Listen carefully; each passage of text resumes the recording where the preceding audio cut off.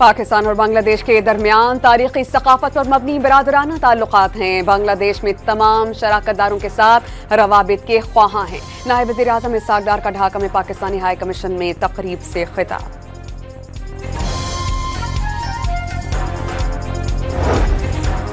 वज़ीर आज़म ने ग्लेशियाई झील फटने से मुतासरा गजर में इमदादी सरगर्मियां तेज करने की हिदायत जारी कर दी। रेस्क्यू टीम्स और मकामी रजाकारों की पजीराई।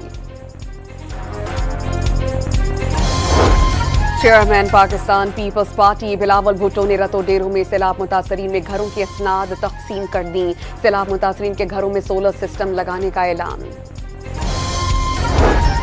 और रावलपिंडी में पीर बधाई मोड़ पर तेज रफ्तार बस राहगीरों पर चढ़ दौड़ी। एक शख्स जम हक, 2 शदीद जख्मी, बस ड्राइवर फरार।